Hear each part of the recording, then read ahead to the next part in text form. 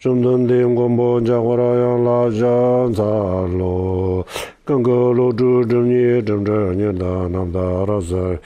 今年东个正正走正年节的个老王子，刚到这边做了马路门道等个就是。如做个拉个就大这样拉就这样的送，就得接着你莫你老的接着着中在，马路门在等我让那个今年中在那这呢，都呢大家十斤的送用的你做接着都。这你见这道路门在人家伙让拉的，我马拉巴扎那的，马拉巴扎那的，马拉巴扎那的，马拉巴扎那的，马拉巴扎那的，马拉巴扎。Marabazanado, Marabazanado, Marabazanado, Marabazanado, Marabazanado, Marabazanado, Marabazanado, Marabazanado, Marabazanado, Marabazanado, Marabazanado, Marabazanado, Marabazanado, 最能接近见了我这个街道路的门把拉子，我当当就上了东北。路主路边那瓦街的所罗，娘接肩膀做的你没想，从你马路肩膀我家，把个人当俺咱都什么都东巴都接着拉上扎路。好，各位道友，大家晚上好，我们现在开始讲今天的课。首先请大家发菩提心我们今天为什么要这个听课为什么要学佛为什么要修心？这个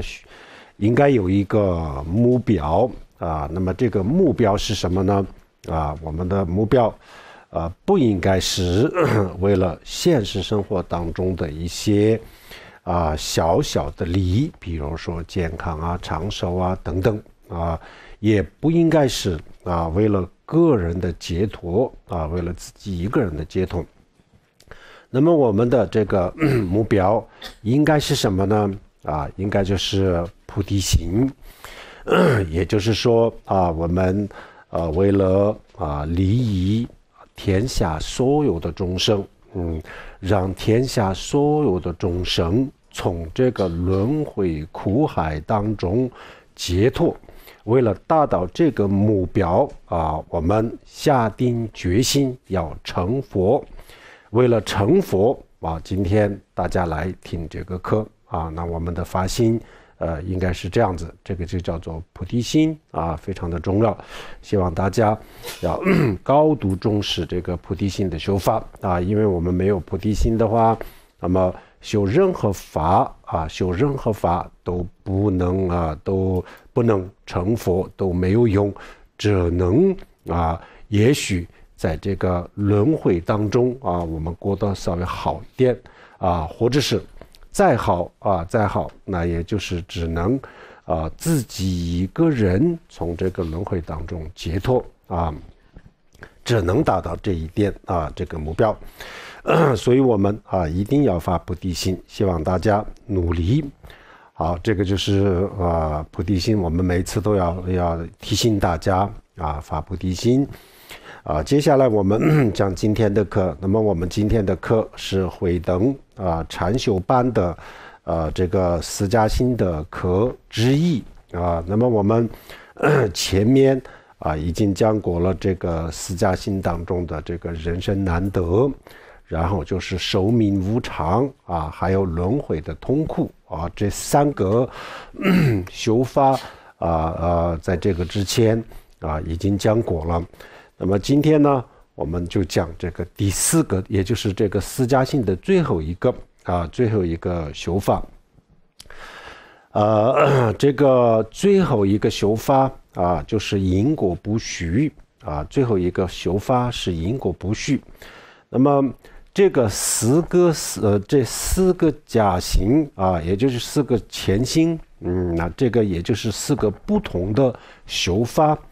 通过这个四个不同的修法让我们有一种从这个轮回当中一定要解脱的决心。为了有一个这样子的决心就修释迦心。没有修释迦心的时候，没有修释迦心的时候啊，我们的学佛啊、烧香、拜佛等等，这些所有的这些学佛啊，基本上都是为了我们的现实的利益啊，实际上啊，就是一种功利性啊，就是现实的利益啊，为了健康，为了发财，为了工作顺利等等。然后啊，再远一点，那就是为了来世啊，为了来世，也就是为了过得好一点啊，就是在人或者是天人当中能够享受人天的福报，就为了达到这一点，然后我们去烧香啊、拜佛呀、磕头啊，还有就是参加各种各样的法会啊、火供、会供等等，都是这样子那个时候。我们的心跟这个轮回没有离开这个轮回，我们的心还是就在这个轮回当中。我们不仅仅是人在轮回当中，而且这个时候呢，我们的心也就在轮回当中。我们这个时候从来都没有想过我要从这个轮回当中解脱我要成佛，我要成为阿罗汉。等等没有想过，我们只是想这一生过得好一点希望这一生过得好一点然后呢，眼光再远一点的话，那就是下一世也就过得好一点，就这样子没有其他的。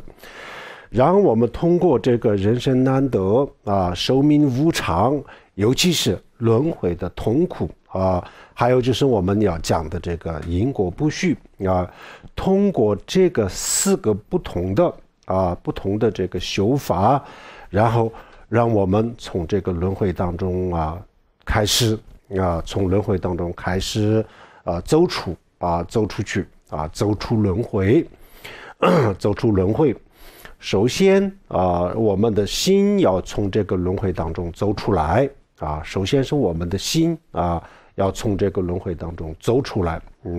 然后我们的心走出来了以后呢，我们人可以从这个轮回当中走出来所谓的人从轮回当中走出来这个并不是说我们要出家我们要怎么样实际意思就是说，我们的心不在这个轮回的时候我们的心就跟这个轮回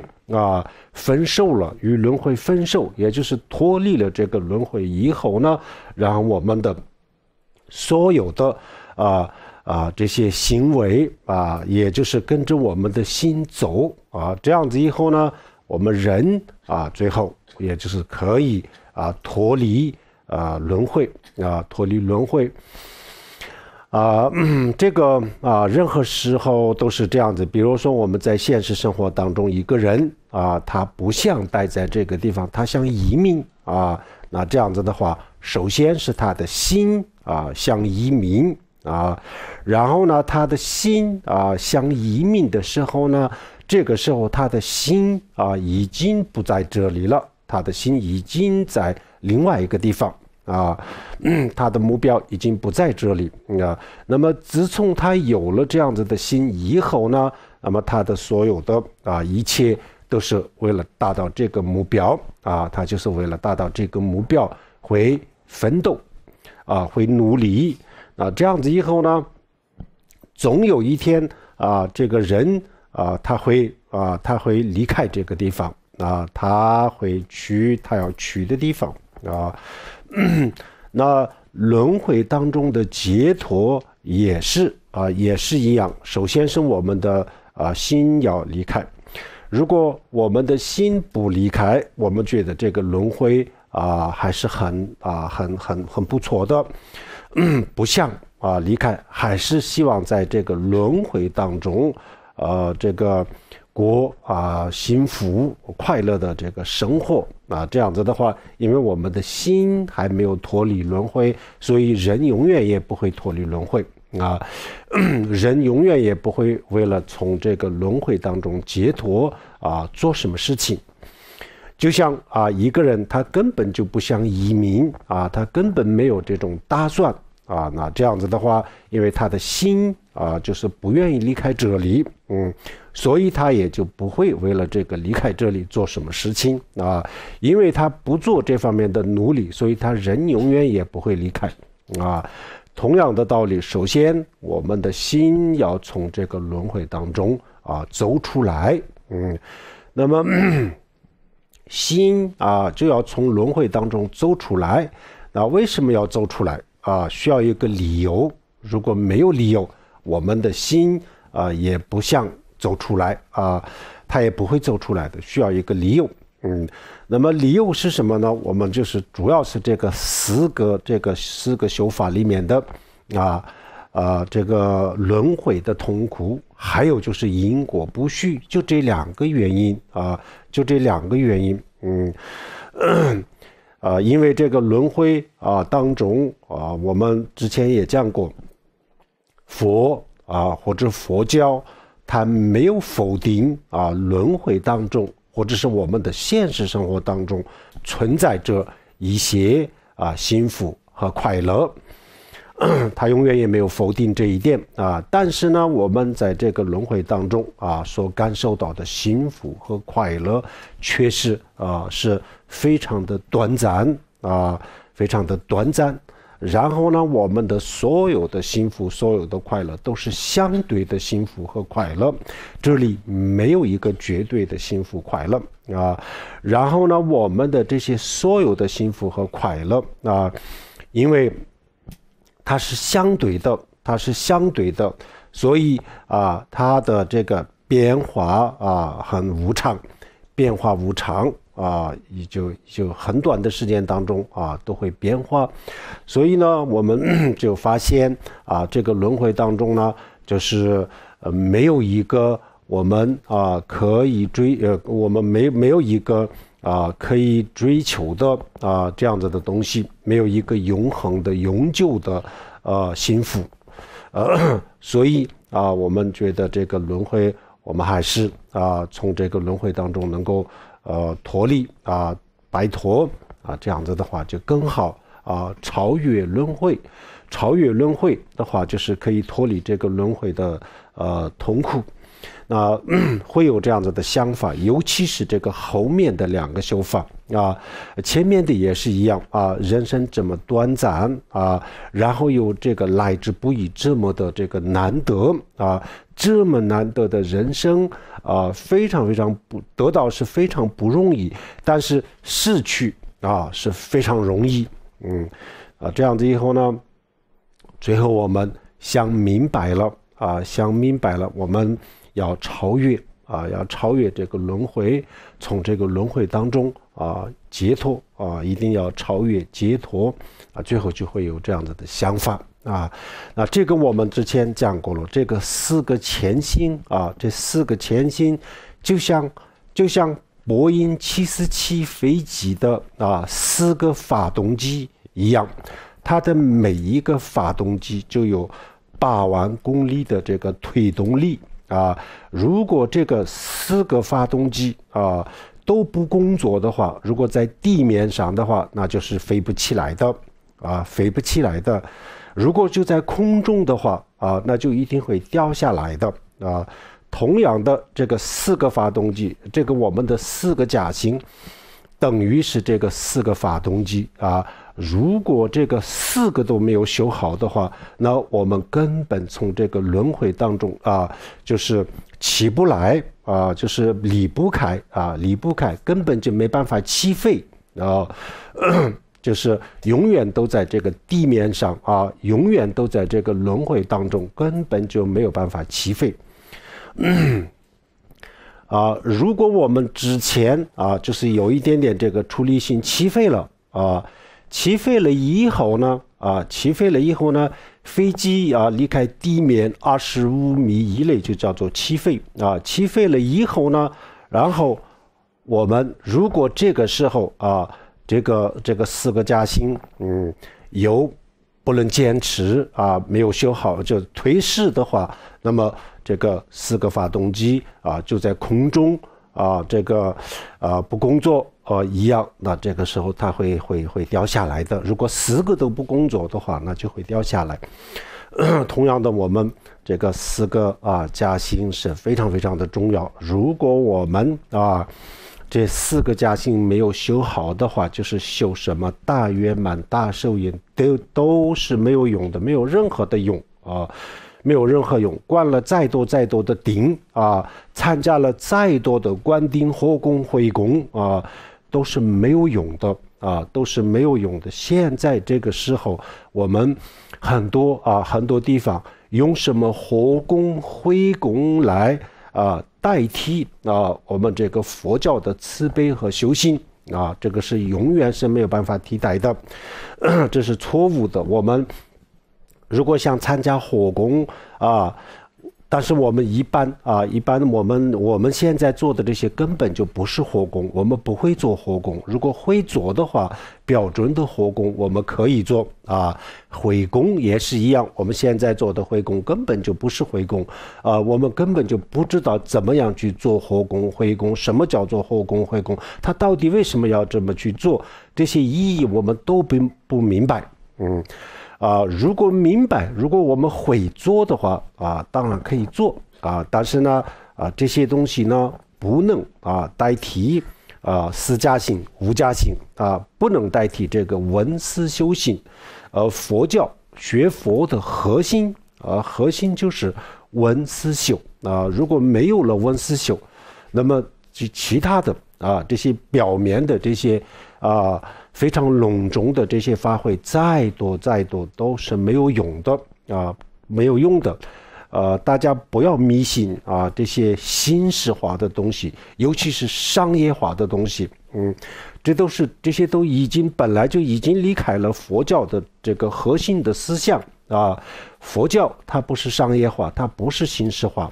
但是我们现在做的很多都是形式化尤其是这个商业化所以都没有太大的意义。所以呢，我们一定要静下心来好好修4加行好好修4加行，这个才是最重要的这个是最重要。如果我们这个4加行没有修好那就是修任何法都是没有用的。为什么没有用呢？因为我们从这个地面上没办法起飞没办法起飞，根本就离不开这个地面跑得再远再远也就在这个跑道上离不开。所以呢必须要有这个4千行。4千行虽然是我们的所有的这个修行的基础所有修行的基础，但是这个基础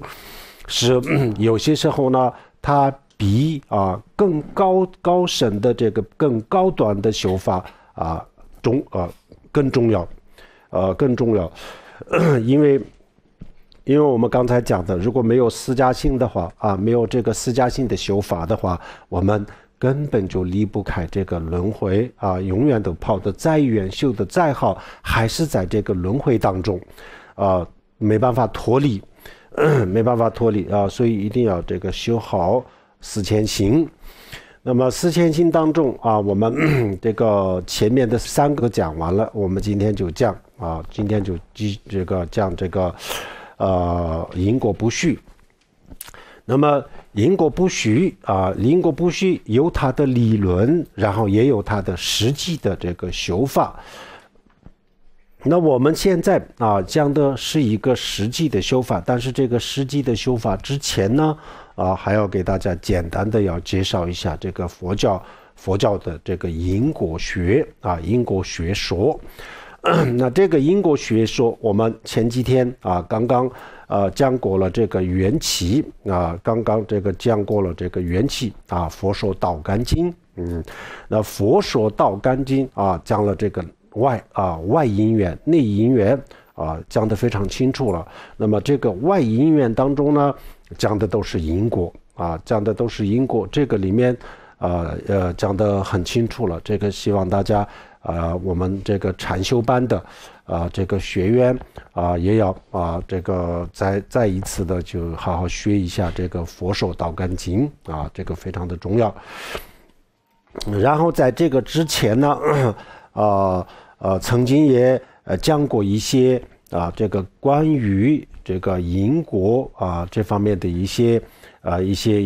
理论也解答了一些这方面的这个疑问这些网络上都有的书上也有一部分视频里面有，音频里面有，希望大家也要这个参考这些都是非常的重要，因为我们很多人虽然是学佛学了很长时间，但是最后还是这个因果和轮回这两个的关还没有过还没有解决这个问题还没有彻底的这个说服自己这样子以后呢，我们如果这个轮回和这个因果都没有搞明白的话，那么这个修法一定会受到很大的影响这个特别的重要。那首先我们简单的说一下这个因果佛教是佛教认为外面的这个大自然还有我们的内在的这个我们精神内心的这个各种各样的情绪上的变化还有我们的一生当中人生当中的这个幸福快乐等等还有这个痛苦不快乐这一切都是在一个因果的这个就在一个因果的网络当中循环，就在一个因果当中循环。很多时候这些外在的因果，大自然的这个变化，还有我们自己的这个内在的这个变化这些都是不以为人的意志所转移那为什么是这样子？因为它有一个它自己的规律，它有它的规律，大自然的变化它有它的这个规律然后呢我们的内在的这个精神它也有它的这个规律，然后我们生活当中的人生当中的所发生的一切它也有它的规律那么我们所以因为它有它自己的规律所以呢他们就是不以我们的意志为转移这原因就是这样子。那么这个规律这个规律是什么呢？这个规律我们就很多人尤其是这个没有学佛的人都觉得我们外面的大自然的这个变化是一个客观存在的这个规律，然后呢我们的生活当中的很多的这个规律很多的变化有些时候也是这样客观存在的因素导致的变化，然后有些时候我们遇到一些不能以这样子的方式解释的这样子的事情一些很特殊的很奇妙的很这样子的这个奇迹这样子发生的时候呢，然后我们永远都是用两个字来解释这个就是巧合认为是巧合。但是这些都是真的是用这两个字来解释吗？我们真的知道这个是巧合吗？除了巧合以外我们是不是真的能够排除其他的原因吗？这些都不能都没有，我们没有都没有这样子的能力但是呢我们就是习惯性的会说这是巧合。人生当中有太多的这个用我们的这些常规的方法解释不了的事情很多时候都有这样子的事情发生。比如说我们自己的身上发生，或者是身边的人的生活当中发生经常都有的。那么当我们遇到这样子的问题的时候呢，让我们就很简单的就这2个字来决定解决，就是巧合但是这个是不是巧合，我们要进一步的去了解，进一步的去学习，进一步的去研究这样子以后呢才知道在这个之前呢，因为我们根本就没有去研究，根本就不知道这到底是不是巧合但是呢，我们除了这个词以外，我们没有找到一个合理的这个词汇，所以我们说这是巧合但实际上没有那么简单实际上是没有那么简单的比如说我们过去，比如说我们的地球就是这个为这个太阳绕然后呢，月球就是在我们的地球的周围，在这个它的轨道上运行。那么这个原因是什么呢？原因就是过去大家都是认为这个就是万有引力我们的地球有万有引力太阳有这样子的引力就是因为这个引力然后就是月球就是在这个地球的轨道上转然后它也不会靠近这个地球，它也不会落到地球上它也不会离开地球远走它永远都在这个轨道上转动。然后呢，我们的其他的这些行星都是这样子，只是万有引力。但是万有引力它真正的它的这个力量是没有这样子的这个力量那么后来就是发现除了这个万有引力以外，还有一个就是暗物质暗物质和暗能量。后来才发现那么在这个之前呢，这么几百年大家都认为这是为什么这个就是引力这个就是引力每一个星球它有引力就是这个万有引力但是呢，万有引力光是这个来解释的话，就是解释不同后来就是发现了，原来就是还有一个叫做暗物质那么暗物质暗能量，它们2个在整个这个宇宙的全部的物质当中就已经占了96%，96%那么我们今天看到的所有的物质包括我们就是在这个山上有看到的这个夜空就晚上看到的这些所有的星星全部加起来，我们看到的这一切都加起来，那也不到宇宙的不到4%，所有物质那么还有一个看不到的这个物质，这个宇宙的结构当中就有这么一个庞大的物质那么它们也在起这个作用。我们每一天我们的地球的这个自转公转，然后呢这些行星的这些转动跟这些物质也有关系但是我们从来没有看到过没有看到过，这就说明我们的这个宇宙当中确实是存在着非常非常多的我们看不见的东西物质看不见的物质，然后这些物质呢也在起作用发挥作用，但是呢我们没有看到所以我们现在我们的这个因果的解释也是这样子，我们看到的我们的生活当中所发生的一切，我们能够用客观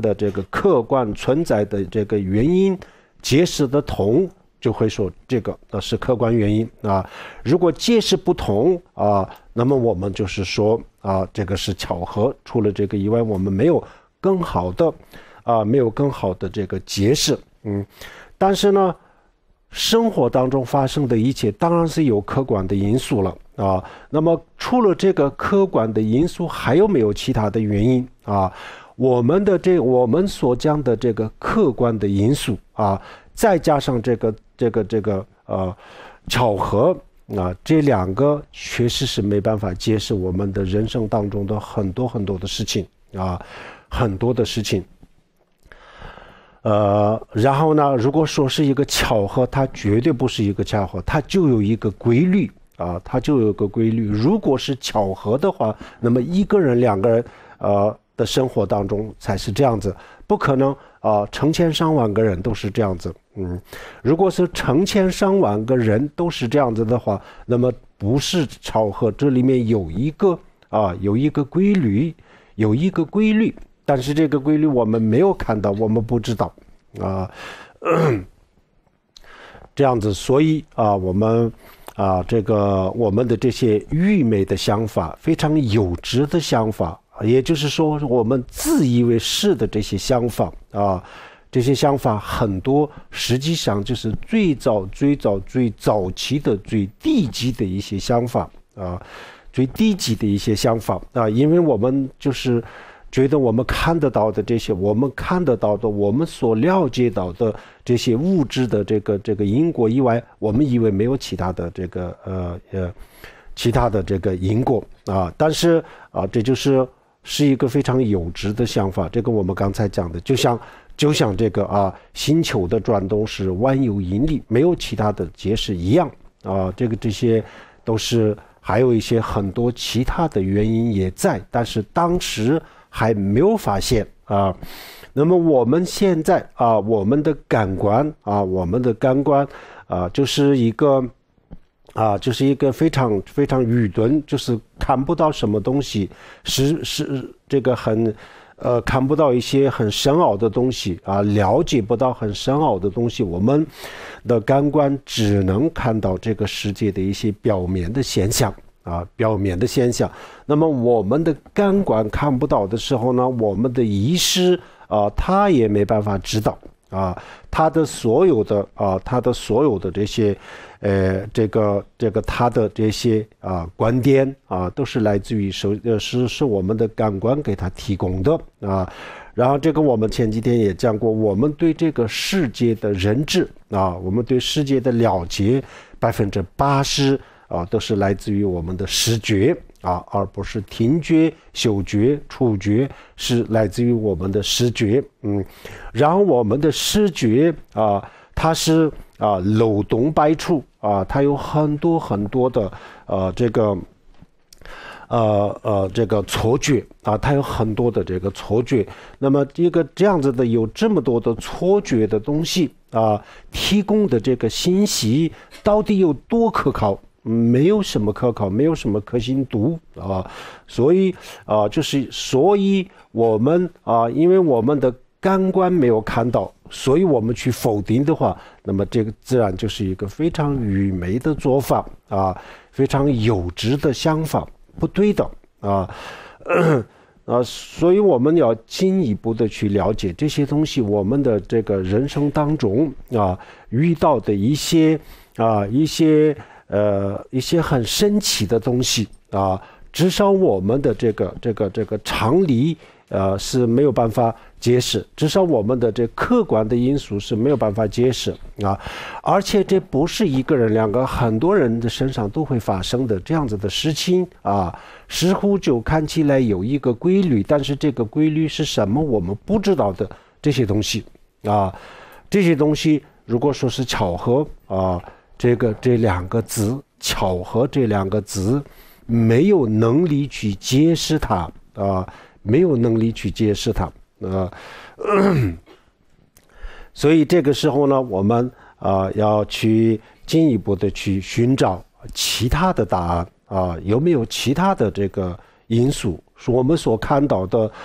这些客观因素以外，还有没有其他的这个很重要的所以在这个时候呢，我们需要去了解了解的时候，我们会发现有些细微的这个因果是我们的眼睛看不到的，我们的耳朵听不到的但是呢这个世界上有一些智慧能够发觉到它有一些智慧是可以看到它的这个当我们自己的这个意识一提升了以后被提升了以后呢，我们的意识也可以感觉得到它的存在，可以感觉得到它的存在。但是我们现在我们的意识没有被提升的时候呢，我们感觉不到它的存在我们能够感觉到的这个因和果很多时候解释不了有些现象那么这个时候呢，我们一个是没有办法的情况下，另外一个就是习惯性的就是说巧合。但巧合这两个字我们自己也不相信没办法相信，这个到底是不是巧合我们也说不清楚但是目前没有找到更好的这个词来表达，我们就只能说巧合实际上不是它有一个规律巧合是没有规律的那么这个规律是什么呢就是佛教讲的因果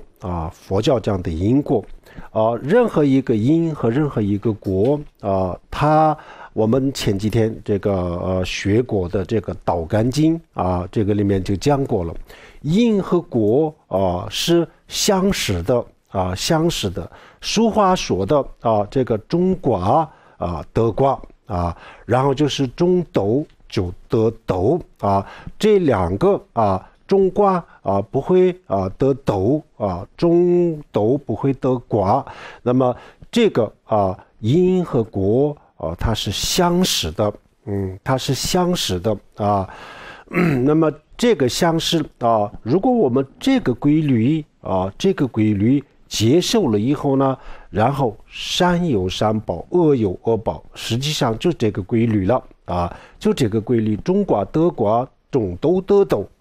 那么善有善报，恶有恶报也是天经地义的事情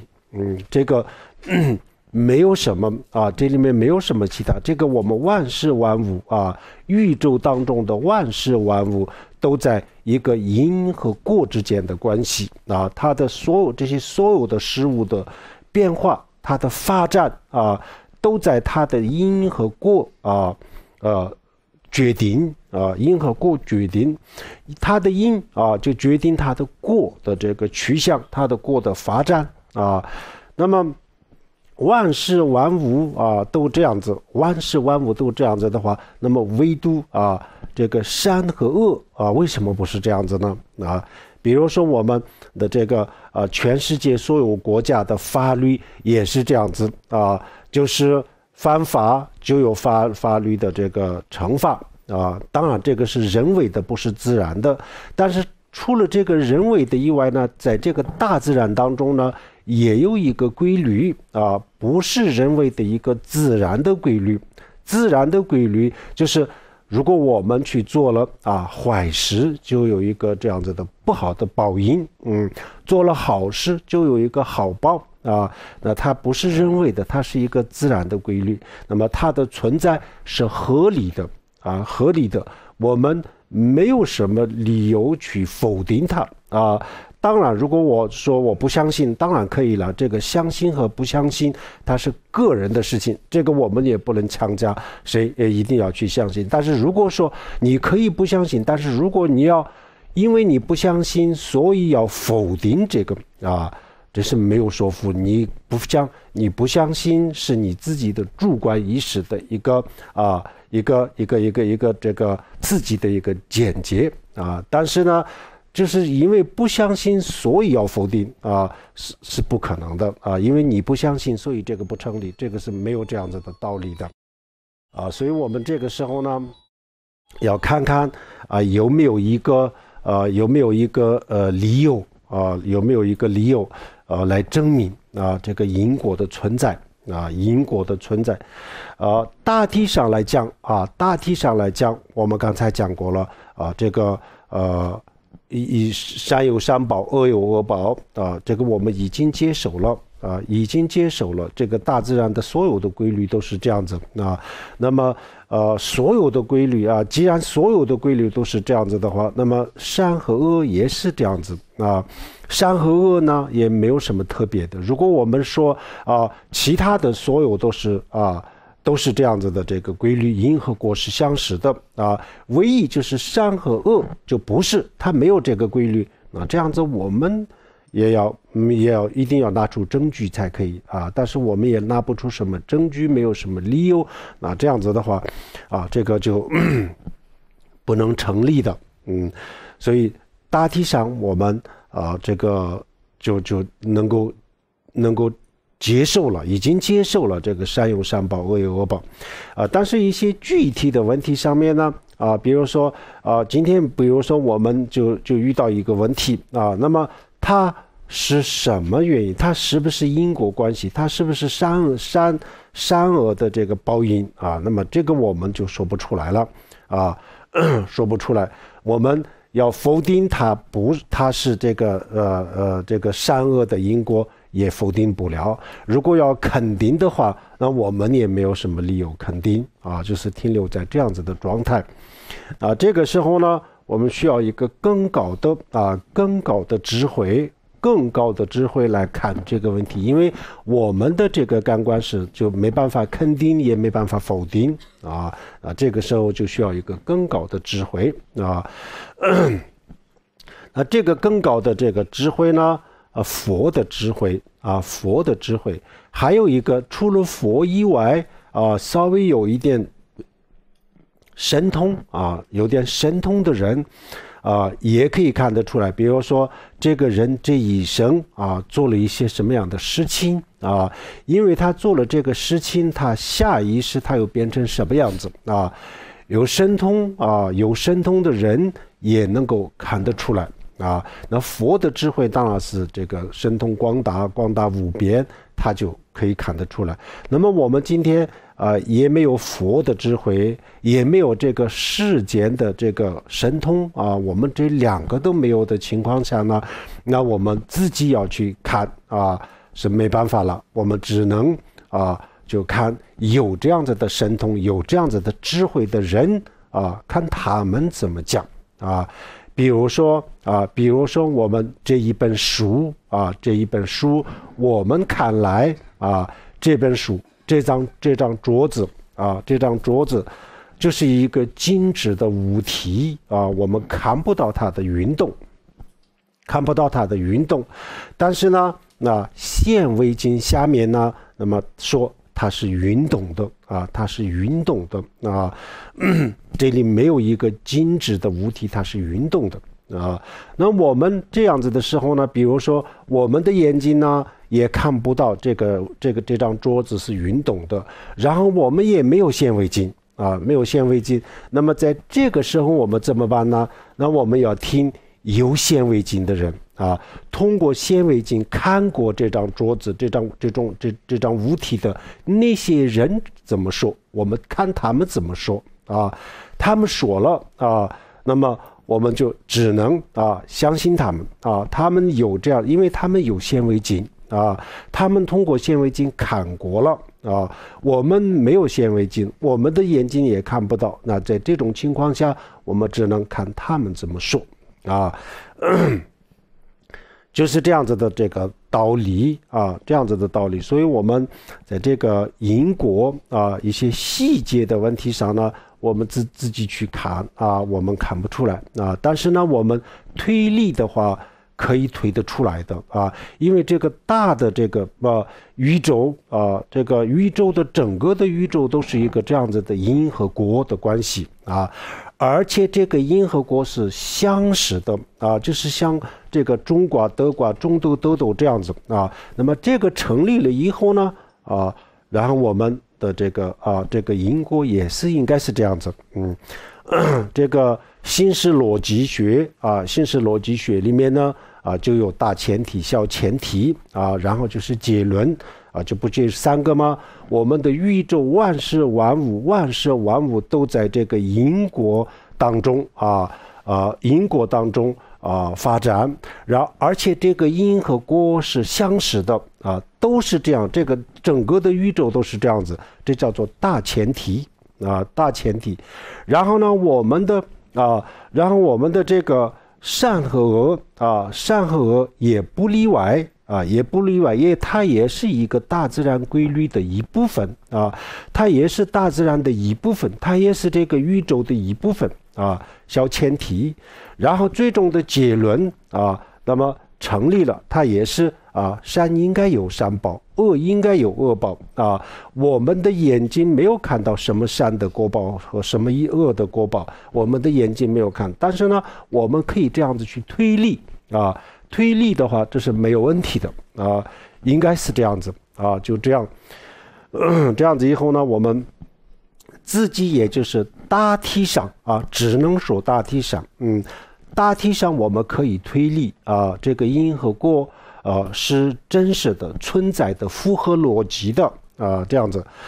但是我们一定要这个自己去亲身经历要看到的话，那么现在我们需要提升我们的智慧我们的智慧提升了以后呢那个时候就不是这个推理，而且我们很清楚的可以看得到这样子，这叫做这个因果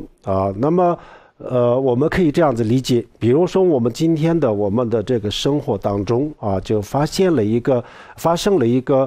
意外的事情一个意外的事情。那么这个事情它有可能就是有两个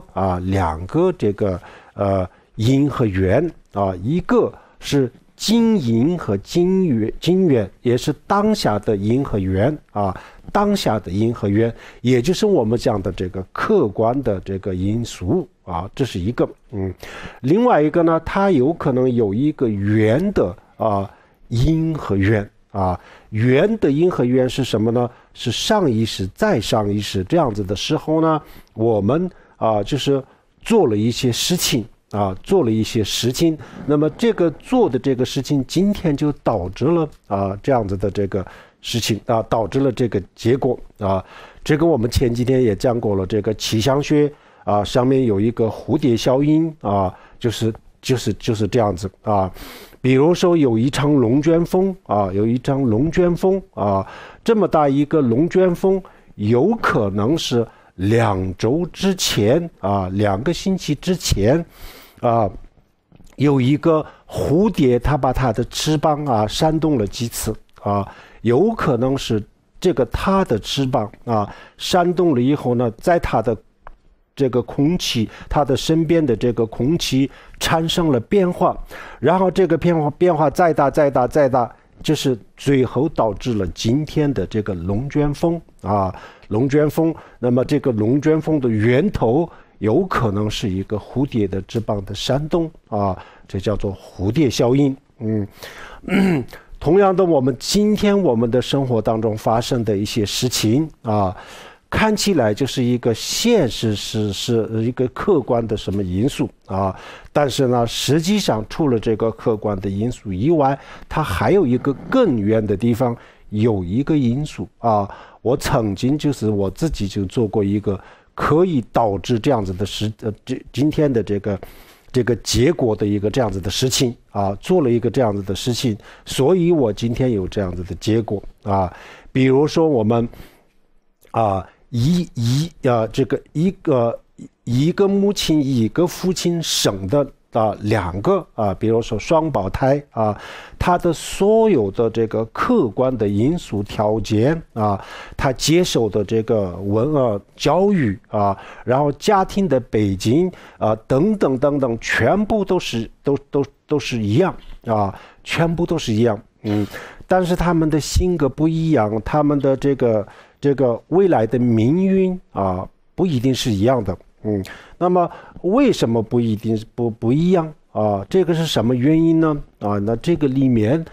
我们如果说是我们以习惯性的这种做法，这个巧合这个时候就不一定用得上。如果是巧合的话，那么1个人2个人可以说是巧合，但是呢，基本上就是这样子，没有一个是完全是一模一样的命运的啊。那么这些人为什么呢？他父亲、母亲他接受的文化然后就是这个所有的家庭背景，还有所有的客观条件都是一样，为什么命运就不一样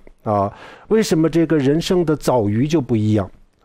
如果人生当中的一切都是以这个我们的现在看得到的这个因素决定的话，那么这两个人的人生的待遇命运应该是一样的。但是不一样是现实那么这个现实我们现在要去解释，怎么解释？没有办法解释，我们只能说巧合这一类的东西很多事情，比如说有些人就为了达到某一种目标真的是付出了很多就是努力了，奋斗了再这么努力，再这么这个奋斗按理来说，他的所有的这些客观的条件来讲的话，他应该是可以成功的但是不成功那是为什么然后我们又会说这个也是巧合然后有些人呢他没有他这一生当中就没有那么这么去奋斗过也没有这么努力过但是呢他成功了他的这个他现在当下他现在的这么一点的这个能力或者是条件或者是这个他的这个奋斗根本就不足以就有这么大的这个成果但是他有那这个怎么解释？我们又会说这也是巧合但是这些很多的这个事情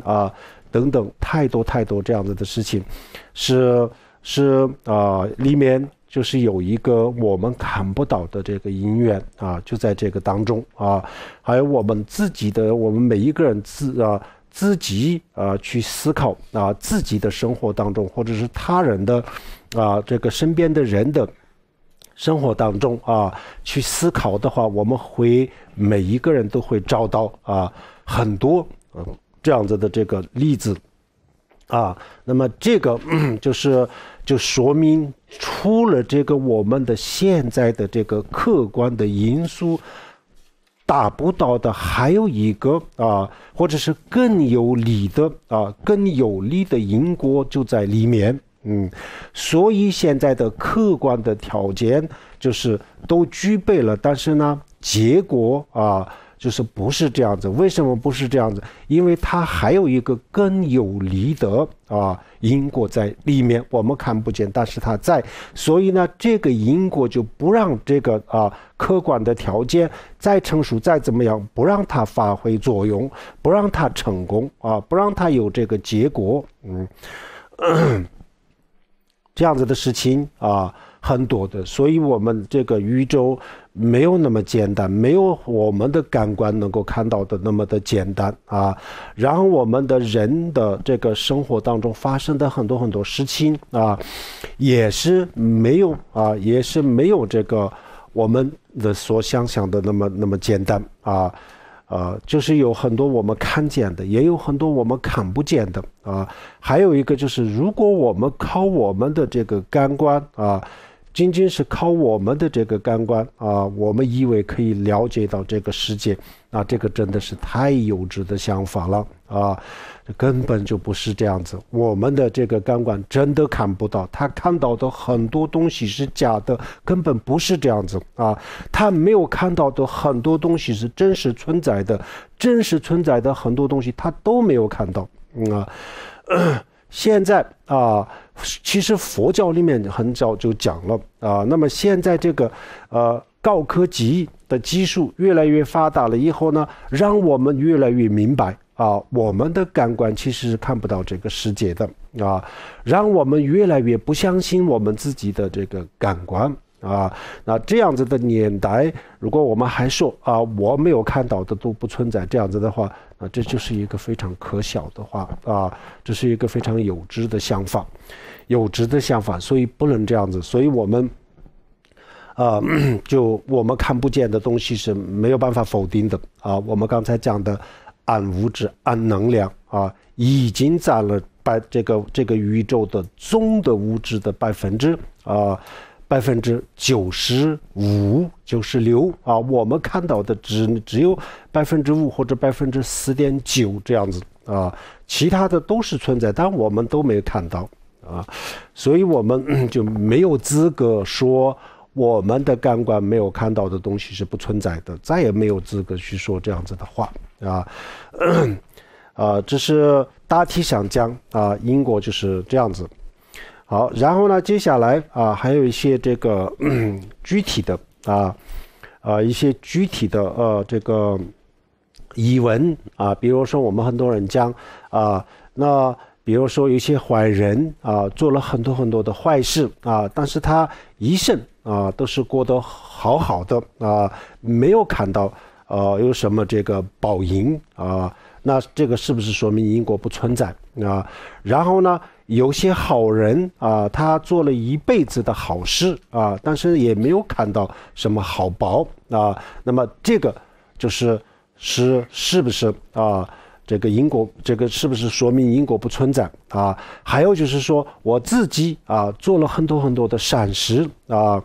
帮助了很多人等等啊，但是呢，我这个没有发现我这个做了这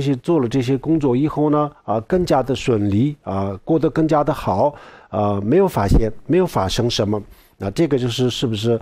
因果不存在那这些都是不对的我们要了解一下，首先我们要了解一下这个大自然的因果是什么样子大自然的因果，比如说种水果那么2年3年以后才能够吃然后呢，种一些粮食，就5个月、6个月以后可以吃然后有些蔬菜呢，可能是半个月、1个月以后才可以吃这些大自然当中的这些因果的规律，它早成熟、晚成熟这个时间，我们看得非常清楚的，不是今天种就今天种地，明天吃今天种地，明天收没有今天种今天收。也没有今天就2、3天就可以收，那没有这样子，这个都有，凡是这些因果的东西呢都是有一个时间，而且这个时间也是不一定的。还有我们基本上我们每一年我们的上半年我们吃的东西我们吃的米基本上我们上半年吃的米都是去年的去年种的，不是今年的米是去年的然后我们今年种的上半年这个种的米然后9月份10月份收了以后呢就是我们下半年或者是明年才可以吃我们不是现在种，就是这个月种就下个月吃，没有这样子的现在种的我们只有明年或者下半年吃收这个都不是这样子吗？粮食都不是这样子吗？那这样子的话，这个因果都是这样子。我们今天我们人过得好或者过得不好这个因果不是我们这一生当中所做的，这是我们上一世再上一世做的这个善和恶的报应今天我们健康也好，不健康也好工作顺利也好，不顺利也好当然我们不会把全部的顺利和不顺利、健康和不健康用善恶因果来解释，这样子是不对的。佛教里面讲得很清楚了，是不是我们的生活当中发生的一切都是跟善恶有关系呢？没有关系的。我们的生活当中所发生的也有很多是跟我们的前世的善和因善和恶没有关系的，这样子的事情也是有的这样的事情也有不是说全部都是以这个善恶的因果，但是呢我们今天的这个过得好与不好这些如果跟这个善恶因果有关系的话，那这个善恶不是我们这一世造的善恶，就是上一世再上一世佛教里面就讲4业这个造业的业，你们可以到百度里面去搜一下，佛教大字典里面去搜一下，四业是什么啊？四中业啊，四中业，四中业第一个是什么呢？第一个就是这个现实受啊，现实顺现生法受啊，在佛教里面，佛教的术语就是这样子，前面都要加一个顺啊，这个顺序的顺，顺先生啊，顺后生啊，顺次生啊，这样子这佛教的术语啊，我们简单的讲的话，就是现世受、来世受啊，以后受啊，然后不定受。这样子四个不同的这个业啊，现世受业啊，有一些业就是现世受啊，这一生造，这一生受，这个就是长得比较快的这些蔬菜啊一样啊，几周就可以熟了啊，就是这样子。这个就是这叫做这个现世报，一般都是一些非常严重的这个罪过，或者是非常伟大的这个善。那么这些呢，我们比如说上半辈子做了，下半辈子就可以受这个果报啊，这叫做现生啊，顺现生法啊，现法生受。意思就是说，这个是这一生当中可以受的啊，这一生当中去造，这一生当中受，叫做这个现实或者是先生受的业。然后就是第二个就是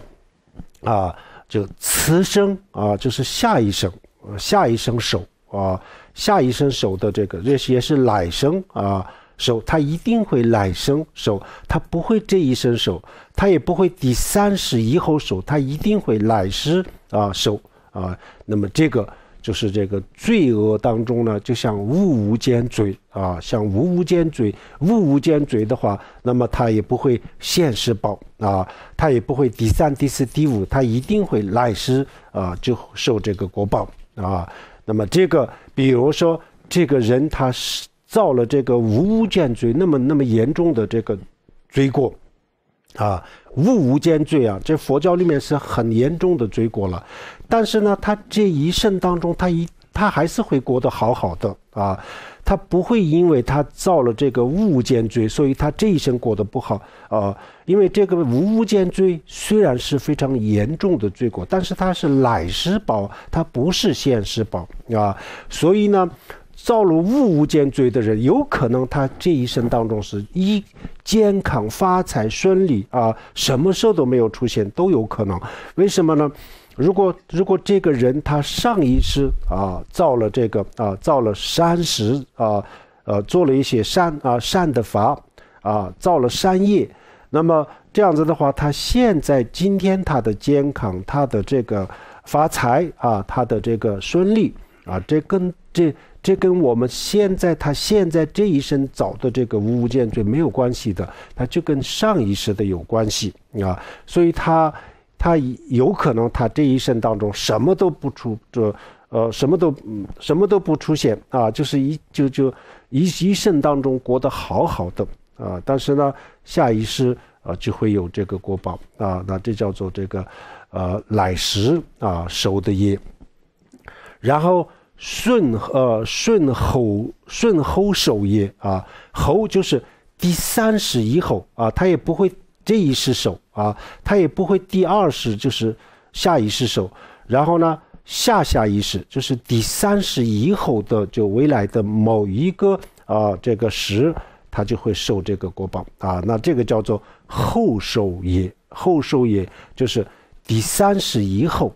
就会有果报但是不会这一生当中不会有的，然后下一世也不会有的，第三世以后才有的那也就几百年以后才会有的然后就是不定业不定受业不定受业。不定受就是说他这个业不一定能够受他的果报，因为这个果报很小如果在这个未来他如果就遇到什么其他的原因的话，有可能这个就因为他本来这个果报就很小，所以就有可能就不保啊，有可能不保。那不保的话，这个是不是因果不虚？那这个是不是矛盾呢？也不是啊，因为它不保呢，也有不保的原因啊，它也不是没有理由就不保，它有不保的原因。那其他的这个果报呢？其他的善恶这些果报，因为它的这个因果的这个关系比较大就是比较这个它的因就比较强大，能力比较强大，它一般都是不会不保的所以不叫这个不定后面叫不定。那这个果就是有这样子的四种果四种果，所以我们这一生当中好人没有什么这个好报，这个根本就说明这个证明不了什么。然后呢，这个坏人，比如说这一生当中他没有遇到任何的这个恶报那这也就不能说明他的这个因果他的因果不存在，不能说明他的因果不存在。我们看这个大自然的规律是什么样子大自然的规律跟我们的因果的规律是一样的，因为因果的规律也是我们刚才讲过，也是大自然规律里面的一部分。所以它的这个关系都是这样子我们佛经里面有一些这样子的故事以前有些人确实是有神通而且这个神通呢就是比较他的神通是比较厉害的。那么这种人去观察，比如说这一生当中有些人造了很多很多的罪过然后呢他看他下意识去哪里这样子的时候呢，他下意识也没有报应下意识他还是过得好好的那这样子以后呢，他就觉得这个因果确实是不存在的为什么呢？他这一生当中呢，他造了那么多的业，他下意识如果有因果的话，他下意识就应该有这个报应呢，没有什么报应呢，那就他觉得没有这个没有这个没有因果没有因果，没有善恶因果，这些一些这个我们世间的我们实践的世俗的一些不是很广大的这个神通，它虽然是神通，但是它看到的毕竟是非常有局限性局限性，它只看到了这一生当中他造业了，然后呢下意识呢他也没有受了什么果报他还是好好的，他就觉得这个因果不存在但是再下意识，因为他的神通没有那么广大，所以呢他的未来的很远的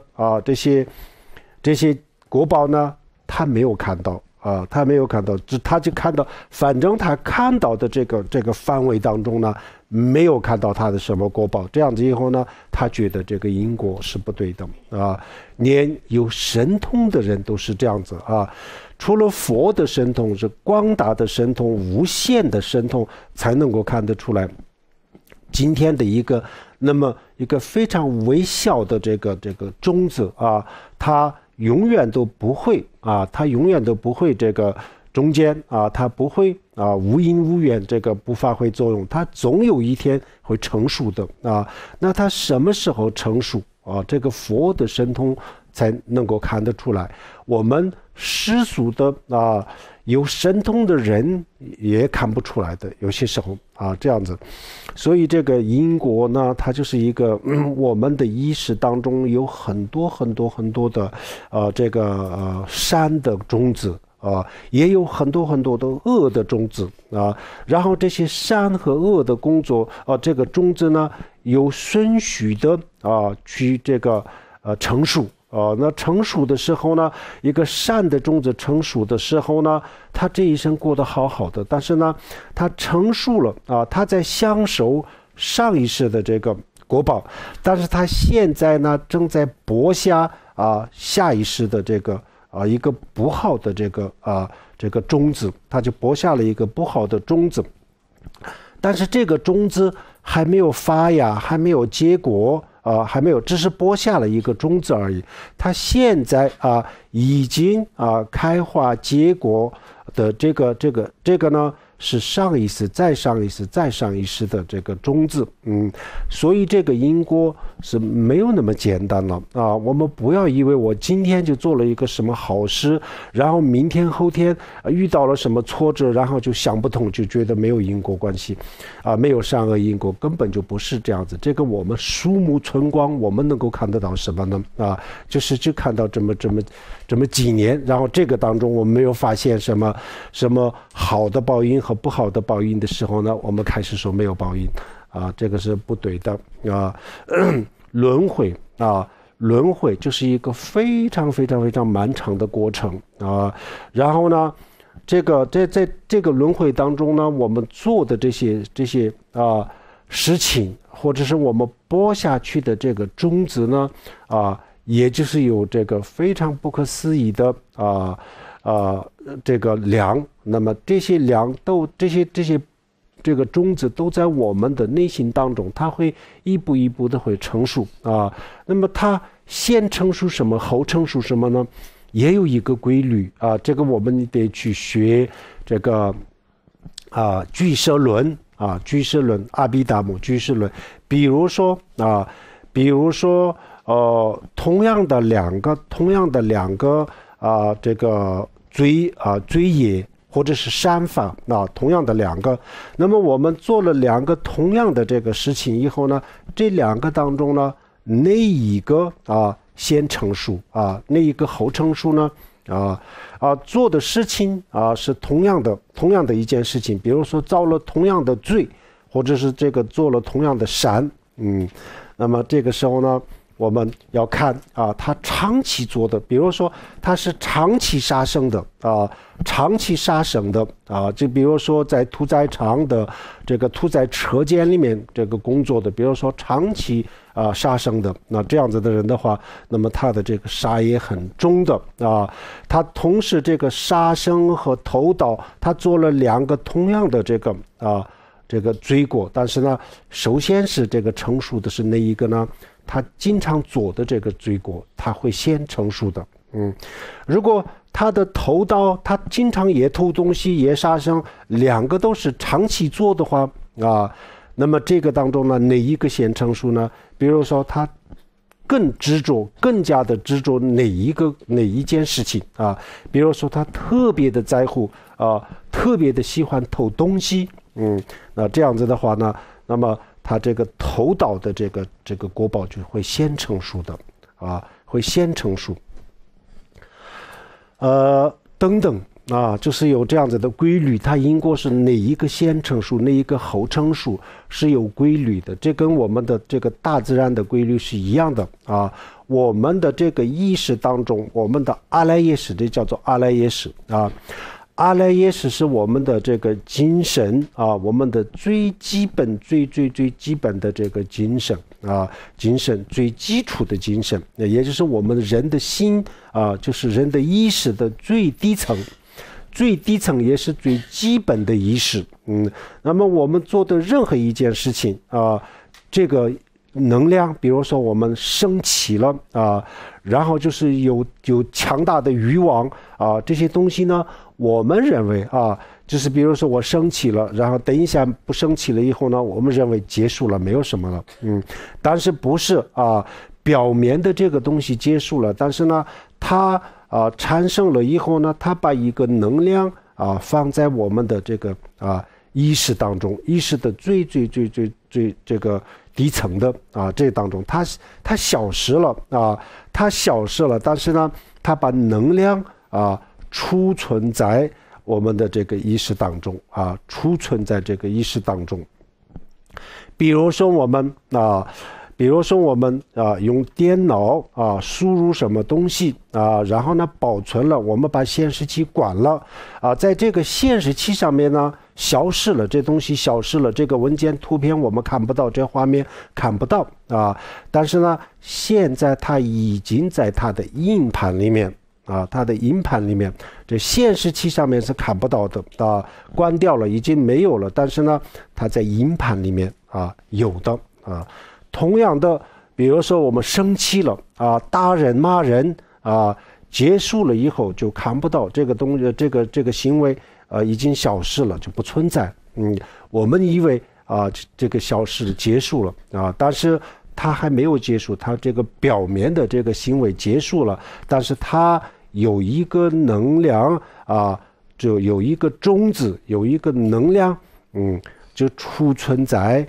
我们的阿赖耶识里面。我们的阿赖耶识就像一个电脑的硬盘一模一样的然后呢，这个善和恶的这些各种各样的这些种子呢，就像这个硬盘上面的数据硬盘上面的各种各样的信息一样现在就播下了一个这样子的东西，它自己消失了，但是呢，它把一个能量就储存在这个里面同样的，我们去行善今天做了一件非常非常好的事情，做了一个非常好的事情帮助人，帮助众生等等。那么这个做完了以后呢，我表面上看这个事情已经结束了我们帮助人了自己也非常的开心，然后就结束了表面上看就没有什么了但是呢，它同样也就有一个能量它自己消失了，但是它把一个能量就储存在我们的这个阿赖耶识里面那么这样子以后呢，每一天的这些各种各样的善恶，每一个它都消失的时候，都给我们储存了一个它自己类似于它自己的一个东西就储存在我们的阿赖耶识里面所以我们的阿赖耶识里面呢，就是有成千上万的这样子的这个种子能量，有成千上万的善恶的能量那么这个成千上万的这个能量呢，它就一个一个的会成熟的成熟呢也不是没有规律，它有规律。我们刚才讲的，它有规律，有顺序就按照这个次第有次第有序的就会出这个成熟的。那么成熟的时候呢，然后我们的生活当中就会出现幸福呀，不幸福呀。那幸福的时候就瞬间就不幸福呀，不幸福的时候瞬间就幸福呀等等这些事情它的原因，这个叫做原因我们并不是说这个生活当中的发生的一切事情都是善恶因果，不需要这个客观因素并不是这么讲客观因素也需要这个另外一个原因也需要，这两个加在一起比如说我们的这个电脑，它需要一个它的硬件然后就需要一个软件，硬件和软件都需要都有才能够完成它的工作然后我们的电话，我们的手机，它有这个硬件然后呢，它也需要有一个这个我们看得到的这个东西以外，机器以外呢，也有一个我们看不见的这个无线电波然后看见的东西和看不见的东西两个因缘合了以后呢，然后我们的话可以传给对方，对方的话可以传到我们这里都是这样子完成的这个宇宙当中的绝大多数的东西基本上都是这样子，包括我们刚才讲的我们的比如说月亮绕这个地球，地球和月亮去绕这个太阳，也是一个看见的这些天体看不见的它的万有引力，还有它的暗物质这么东西加在一起以后呢，然后它可以这样子长年累月几百年几千年都没有什么太大的变化，一个很小变化以外没有太大变化，几万年都是它可以这样子转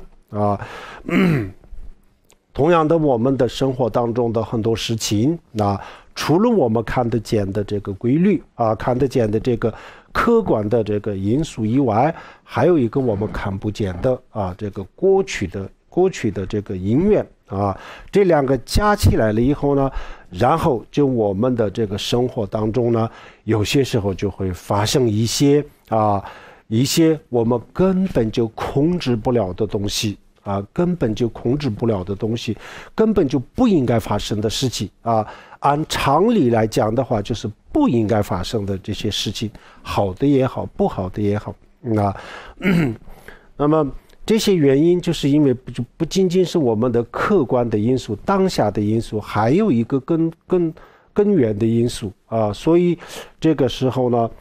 就会这两个经因和原因加在一起，然后就会发生很多事情。这个叫做因果，这个是确实是没有办法否定的啊！不管是科学也好，哲学也好，任何一个学说没办法否定，这就是大自然的规律啊。我们前几天学这个《道干经》的时候呢，里面也有一句非常重要的话啊：如来出世，若不出世，法性常在啊。意思就是说，释迦牟尼佛出世也好，不出世也好，这个自然的规律永远都是存在的。法性常在，就是这个法性就是一切法的本性万事万物的规律自然的规律，跟释迦牟尼佛的出现有什么关系呢？没有什么关系，它本来就是这样子。释迦牟尼佛出现了也是这样子，不出现也就这样子，这个万事万物都是这样所以佛教不会说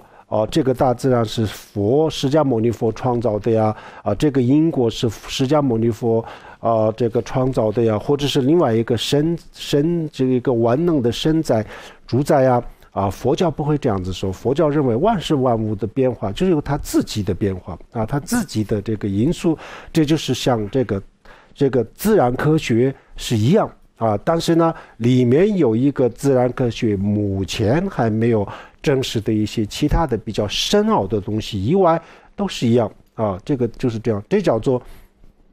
因果这叫做这个因果不续，永远都是不错乱的永远都是不续的这个叫做因果因果这个不续。首先我们推理的时候，大家想想我们的万事万物的这个因果都是这样，它的因跟它的果里面就是有一个很密切的关系，相识的关系，相识就是我们一个植物的话，那么它植物也是一样，就是我们刚才讲的种瓜得瓜，种豆得豆然后呢，动物生有情众生也是这样的也是这样子，鸡生鸡，狗生狗那也是这样子，都是一个这样子，这个因和果都是一个相似的东西，所以呢，善的这个果报就是善恶的果报就是恶就是这样，善的果报永远都不会是恶，恶的果报也不会是善所以这个善恶的因果其实是不是什么很难理解的，这本来就是我们种个地就是这样子的道理，因为这个种地的人他知道这个道理，所以他就去种地这一样的道理，很简单的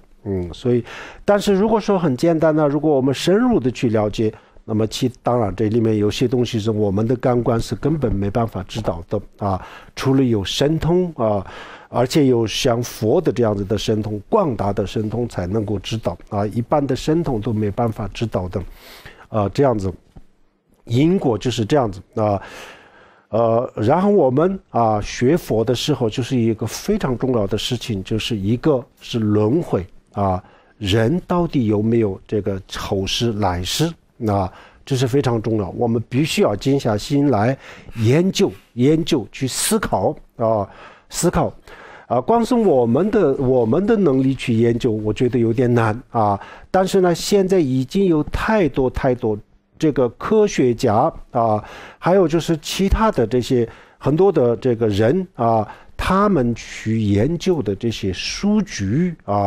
已经有了，我们可以根据这个数据去思考可以去思考，这个非常重要，这个一定要搞明白要确定人有来世就有来世，没有来世就没有来世，这个一定要确定，这个不能模糊这个模糊了以后呢，我们就是没办法走下去，这是一个。另外一个呢，就是今天我们讲的这个，到底这个善有没有善报，恶有没有恶报有或者没有，这个必须要确定这个不能模糊，这个一定要确定。这两个问题解决了以后呢，然后我们可以在这个基础上进一步的去学习佛教的这个人生观世界观这样子进一步的去了解一些佛教的更深入的东西这个很重要。还有一个呢，我们刚才讲的人有没有来世，善恶有没有这个果报这跟我们的这个生活也是息息相关跟我们的这个幸福感我们的幸福感也有很大的这个关系为人处事也有很大的关系，我们的这个伦理道德这个也有非常大的关系所以呢，这些都是跟我们每一个人有关系，每一个人的生活有关系，跟我们的家庭有关系，跟这个社会也有关系的这些观念都有关系。所以我们这个到底有和没有，这个必须要这个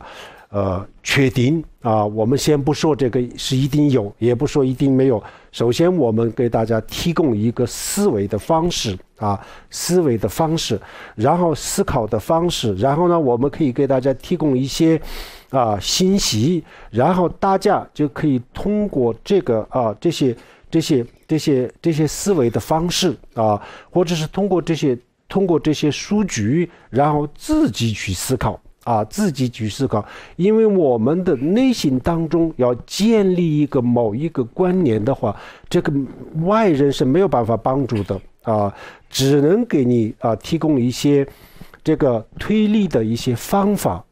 还有就是可以给你提供一些推理推理的时候可以用的一些数据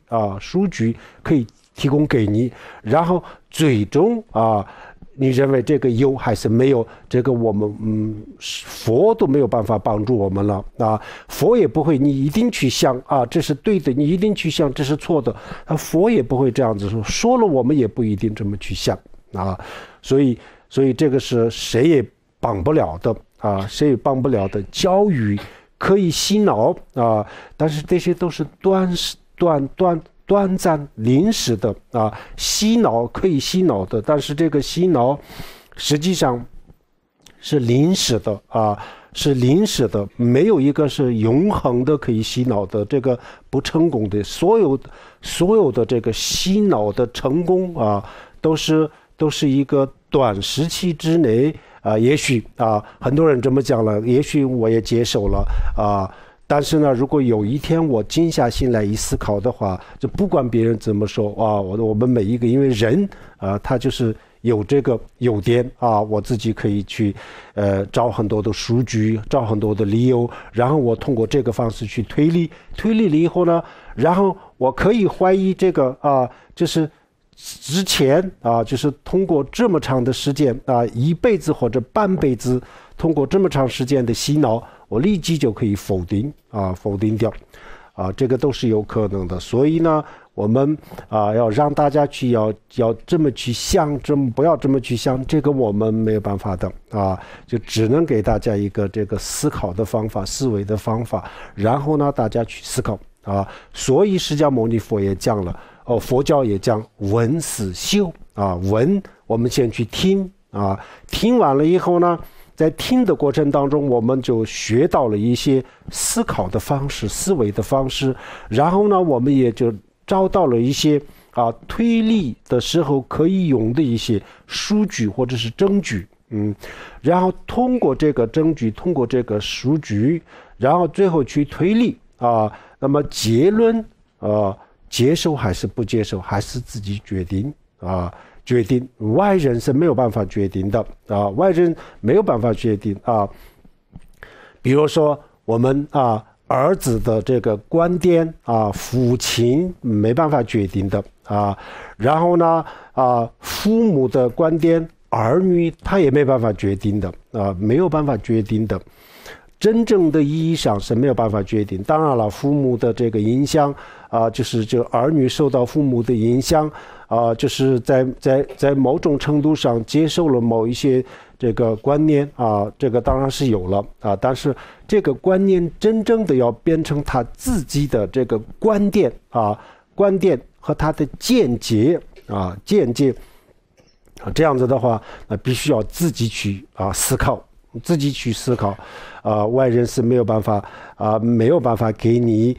这个制定某一个观点和什么没办法给我们建立什么，只要自己去建立这样子的。这是我们今天讲这个因果不虚的这个实际的修法之前我想大家要了解这么一点这一点是大家首先要了解的要不然的话我们这个直接给大家讲这个善恶因果的话我们可能还有点难这个中间呢我们需要有一个时间大家去思考一下思考了以后呢再进一步的去这个就修这个再进一步的去进入这个实修的实修的阶段的话，那么我想这样子是比较合理的要不然一开始的时候就根本还不知道这个因果的时候就让大家去实修就有点难所以我们今天先讲这一堂课，然后呢再过一段时间以后，然后就继续讲就一周2周这样子以后，然后我们就会继续讲这个四前心里面的这个因果不虚的一些具体的这个思维的方式这样子在这个之前大家思考一下到底这个因果是什么样子对还是不对能够接受还是不能接受这是我今天讲的还有就是这个之前也讲过关于这方面讲过一些因为我们自己要去找很多的资料，然后呢看很多书的话，可能这个时间不多了，可能是短期之内要找这么多的这个资料的话有点难然后就是一个简单的方法去思考那么以后呢我们可以进一步的去读一些佛经但是要告诉大家佛经里面讲的这个每一个字每一句话是不是这个属实呢也不是佛经里面也不符合实际的这样子的说法是很多的这个叫做什么呢？这叫做不疗仪不疗仪。释迦牟尼佛是故意这么讲的，因为2500年前的那个时候那个年代，在印度的这个时候的这个文化背景下有些话是不能直接说的有些话是不能直接说，直接说了实际上是这样子，但是呢人们不会接受的不会接受，所以呢佛就用了一个善巧的方法，先让大家理解然后呢进一步的就一步一步的去这个引导这个佛就像了一个这样子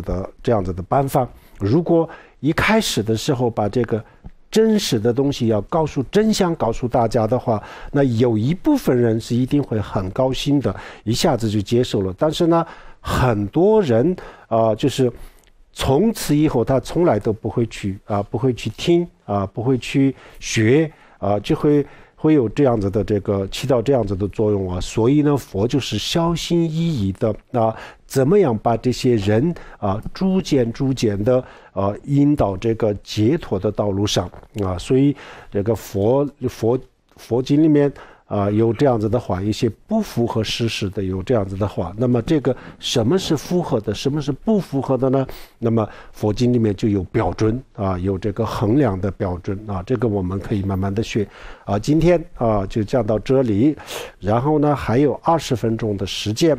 大家有什么疑问的话，我们可以互动交流。纸条交给那边。顶礼上师，这是一个网络问题。大成就者可以自主生死，选择转世或者不转世，是否是因为大成就者通过修行改变了随业力流转生死的因果，而成为生死因果的主人？修行到证悟空性，是不是就可以不受往昔的业力？是不是就可以脱离生死轮回了？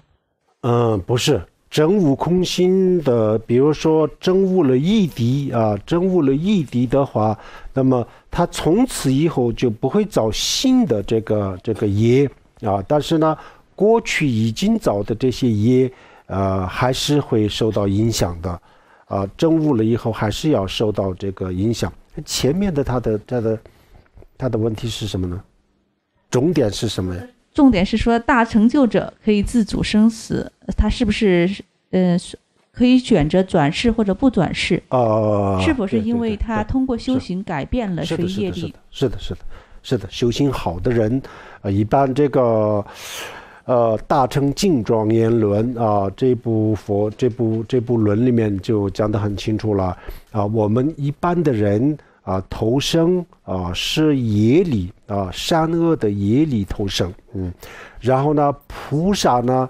他是用原理因为他没有业力了，所以他是用原理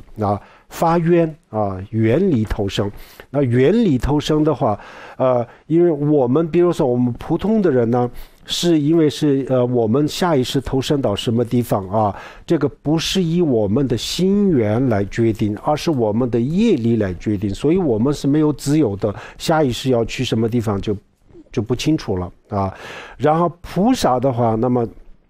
他是以他的原理发愿的原理来决定他的投生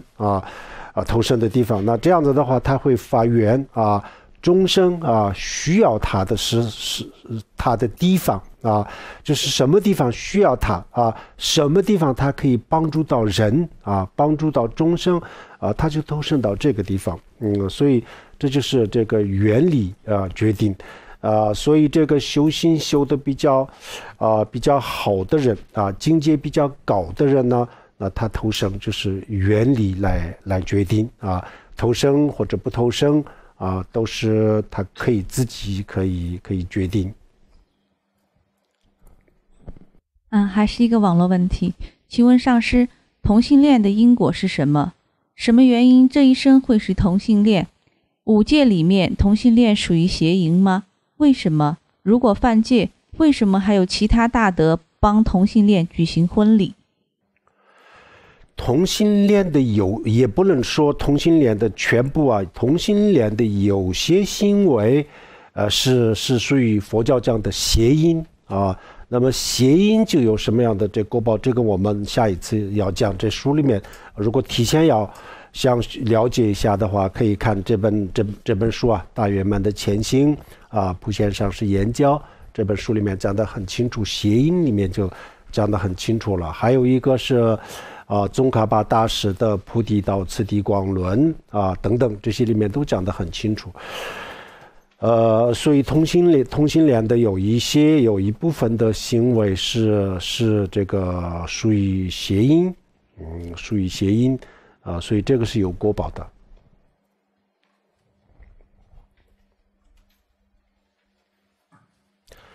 但是除了这个一部分的这个邪淫的这个部分的这个行为以外的话呢，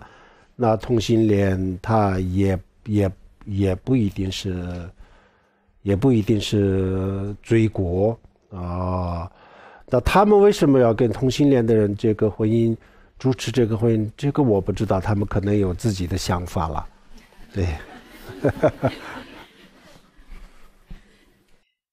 这是一个现场问题。顶礼上师，请问修4前行合格的标准是什么？弟子怎么判断是否可以修下一个法？还有一个呢，我想的话，在西方的话，如果是佛教完全否定这个同性恋的这个合理性的话，那还是有问题的。好，你说的第二个问题是什么？请问修4前行合格的标准是什么？标准是有出离心。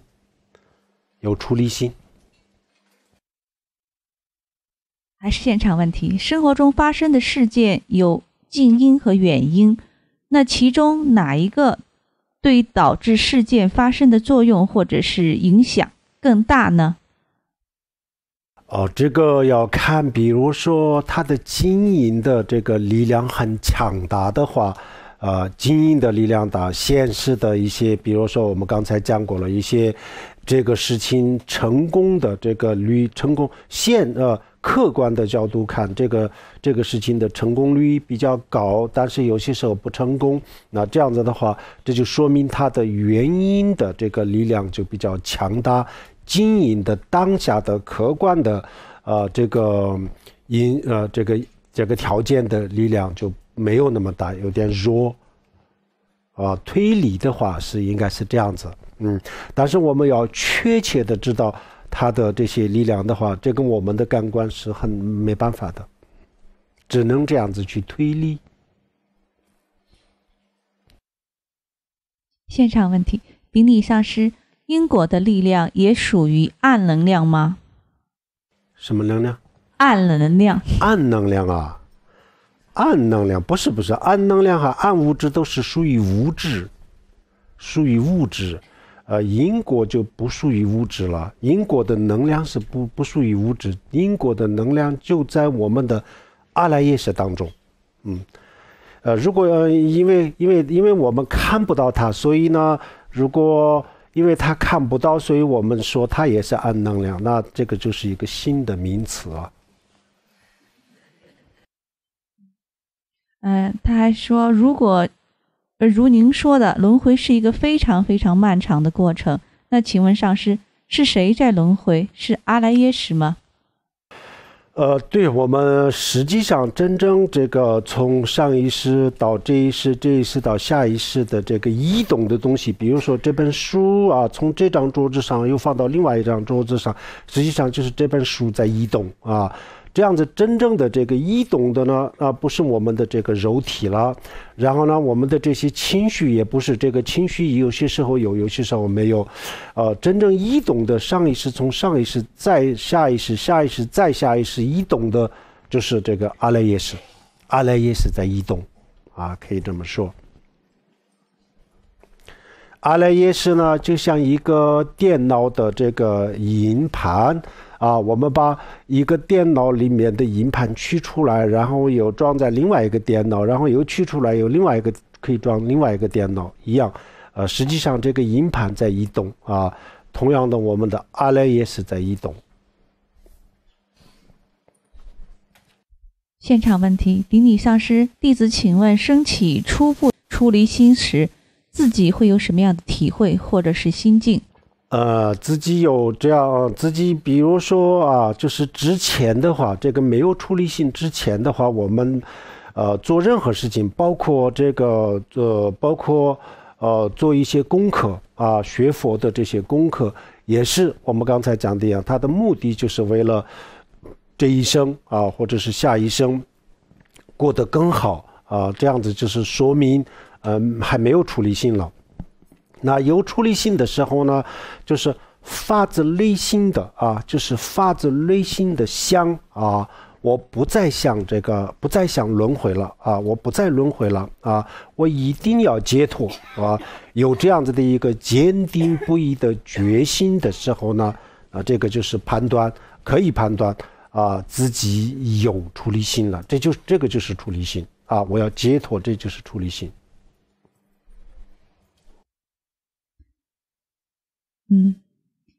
这是网络问题。顶礼上师，佛教讲因果不虚，细微之处为佛陀能够测知。那么如何理解历史上呢有许多的预测，比如说唐代的推背图、明代的烧饼歌等等，隐晦而准确地预测了后代重要的历史进程，而这一过程中任何一环节在历史进程中都在改变。这个宇宙当中，这个大自然当中，我们的感官能够看到的，我们的生活当中发生的这个因果的关系以外，还有一个细微的这个因果，比如说人的生辰八字跟人的这个一辈子的一些事情，确实有些时候呢也是有一些关系。然后比如说像我们去看风水等等也不是完全没有道理的。所以呢这个里面呢就是我们的这个平时我们看到的这个湿度、温度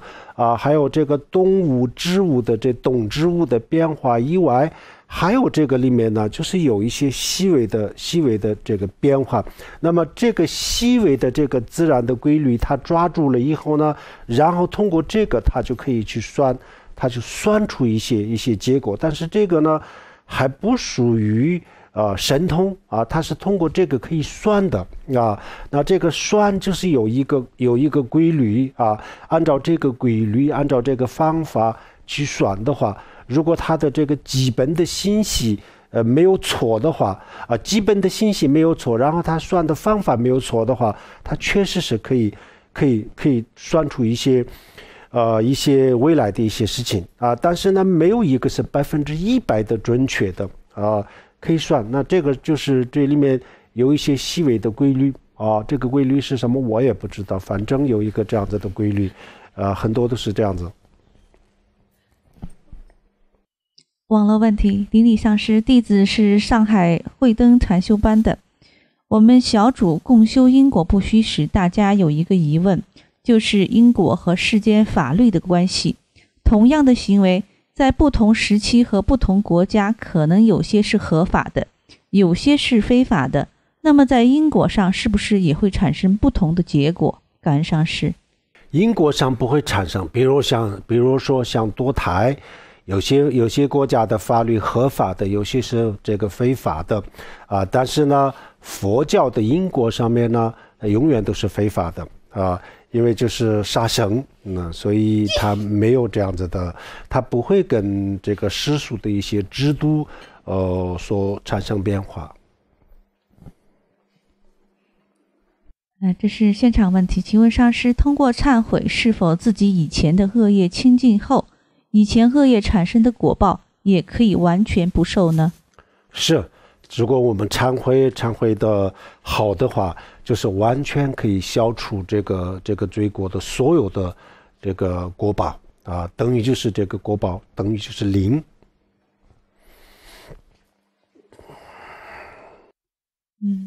这是现场问题，顶礼上师，我们都常说因果不虚，但很多果都不会在现世成熟。如果有人造作一些恶业，即便果报在下一世成熟，但是两世之间失去了记忆的连续性，这跟换了一个人又有什么区别呢？记不住前世造作的因，也不知道下一世会承受的果。因果不虚这个真理，对很多不相信轮回的人，是不是就失去了意义呢？失去意义是肯定不是了，但是呢，很多人也问这个问题比如说，就因为我们这一生如果没有这个果报的话呢，下一世有这个果报，那就不是说这不就两个人吗？这跟我有什么关系？或者是下一世这个人他虽然是比如说他受这个果报，但跟我有什么关系？很多人这么问呢。那这个我想这个思维的方式就是有一点点问题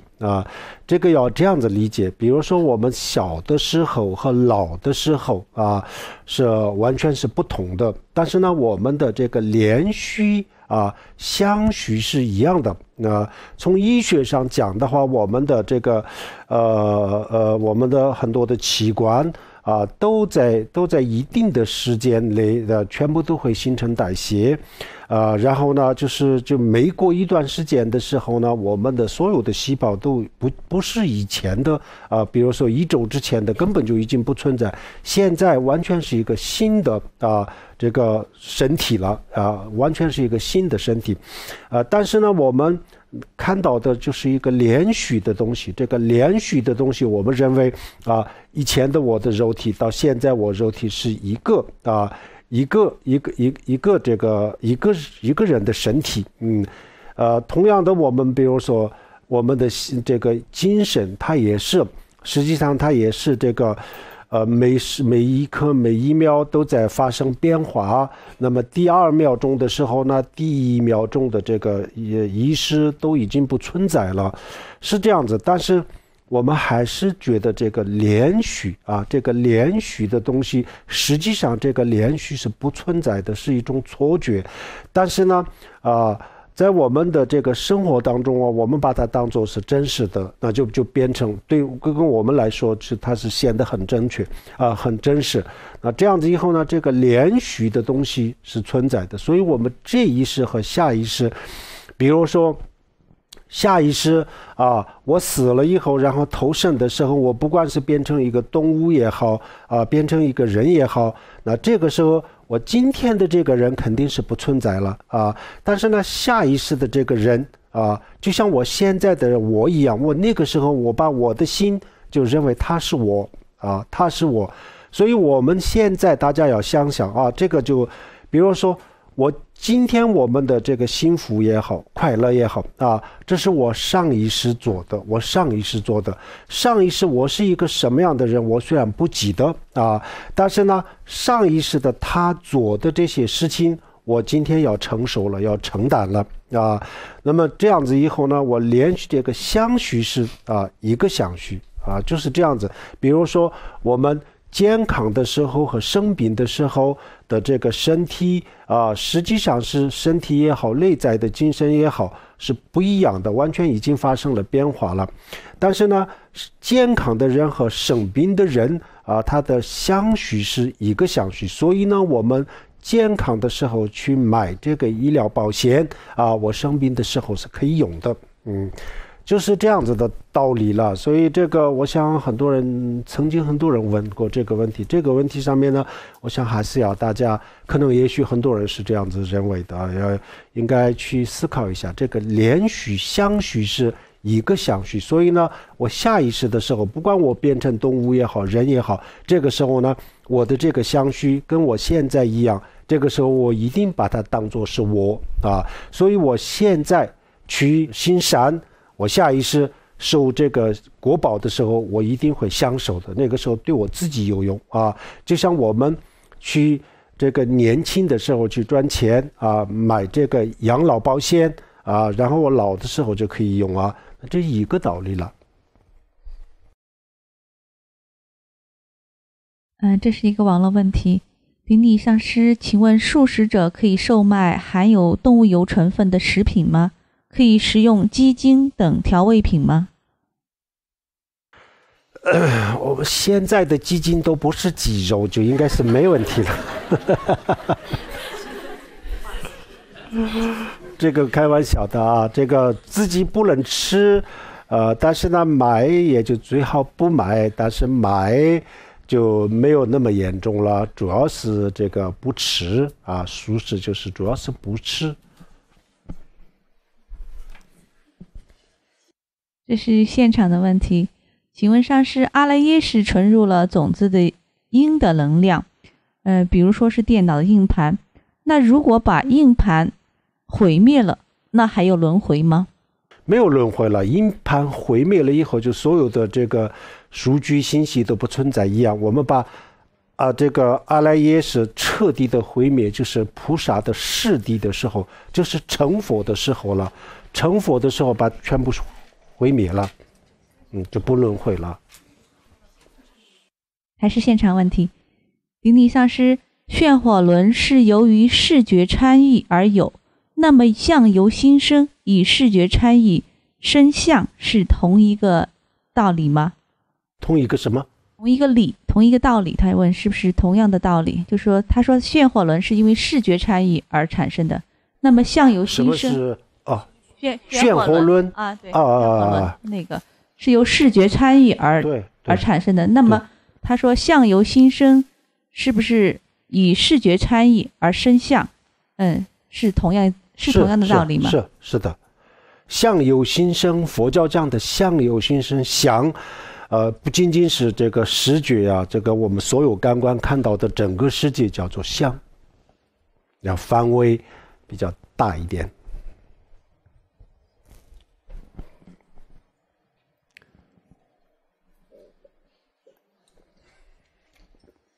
最后一个问题